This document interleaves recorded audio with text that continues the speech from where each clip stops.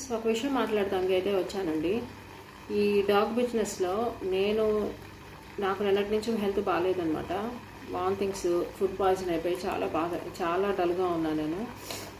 అయితే హైదరాబాద్ నుంచి ఎల్బీ నగర్ నుంచి ఒక కస్టమర్ కాల్ చేసి నిన్న పమేరియన్ మెయిల్ పప్పీని ఎక్కించండి మేడం, తక్కువ ప్రైస్లో పెట్టారు కదా, యూట్యూబ్లో చూశాను, ఎక్కించండి అంటే నేను అన్నాను, మా రూల్స్ ప్రకారం అయితే మాకు అడ్వాన్స్ రావాలి, మాకు అప్ అండ్ డౌన్ అడ్వాన్స్ వస్తేనే మేము పప్పీని ఎక్కిస్తాము అని అంటే, అసలు నాకు ఫోన్పే లేదు, నేను వాడేది చిన్న ఫోను, నమ్మండి నా కొడుకు మీద ఒట్టు, మీరు పప్పీని నేను తీసుకునేటప్పుడు 100% నేను అమౌంట్ అయితే ఇస్తాను అని చెప్పి షూర్గా చెప్పాడు.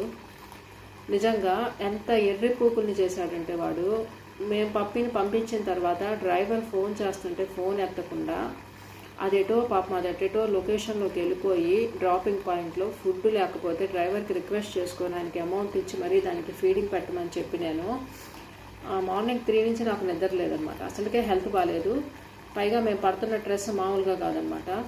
ఫీడింగ్ పెట్టండి కొంచెం అని చెప్తే పాపం ఆయన మిల్క్ ప్యాకెట్ తీసుకొచ్చి కాసి అందులో కొంచెం వాటర్ కలిపి మిల్క్ పెట్టాడు. ఇంకా నాకు ఆ ఏరియాలో తెలిసిన వాళ్ళు ఎవరున్నారో అని సెర్చ్ చేసి నా ఓల్డ్ కస్టమర్ ఒకళ్ళు ఉంటే వాళ్ళకి ఫోన్ చేసి అక్కడికి నేను ర్యాపిడో ద్వారా వాళ్ళకి పంపించడం జరిగింది. తర్వాత ఫోన్ చేసి అంటున్నాడు ఎల్బీ నగర్ కస్టమరు, మేడం నాకు డబ్బులు అందలేదు నైటు, అందుకే నేను ఫోన్ ఎత్తట్లేదు, మీరు పంపించేసేయండి కుక్క పిల్లని, మళ్ళీ నేను సాయంత్రం కల్లా మీకు అమౌంట్ నేను అడ్జస్ట్ చేస్తాను అంటున్నాడు. ఇలాంటి ఎదవ కస్టమర్లు ఉండబట్టే కదండి మేము క్యాష్ ఆన్ డెలివరీ పెట్టినా కూడా టోకెన్ అడ్వాన్స్ అనేది మాత్రం కంపల్సరీగా మేము అడిగి తీసుకుంటుంది. సో ఇది చాలామంది జెన్యూన్ అని చెప్పి అంటే ముందుగా పేమెంట్ తీసేసుకుంటే ఎక్కడ మళ్ళీ మాకు పప్పి రాదు అని చెప్పి అనుమానించడంలో తప్పు లేదు మీరు. కానీ మా పరిస్థితి ఏంటండి, ఇప్పుడు మేము ఎంత రిస్క్ పడుతున్నాం, మేము అడ్వాన్స్ తీసుకోకపోతే నాకు ఇప్పుడు ఎంత ఖర్చు అయింది అనుకుంటున్నారు? 1500 ఖర్చు అయింది నాకు, అక్షరాల నాకు 1500 ఖర్చు అవుతుంది. అందుకనే మేము కస్టమర్స్ దగ్గర నుంచి కంపల్సరిగా అడ్వాన్స్ అనేది కంపల్సరిగా తీసుకుంటాము. దయచేసి ఈ సందర్భం మీకు చెప్పాలనుకొని చెప్తున్నాను. ఇంత స్ట్రెస్ అయితే నేను ఎప్పుడు పడలేదు ఏ కస్టమర్ దగ్గర కూడా.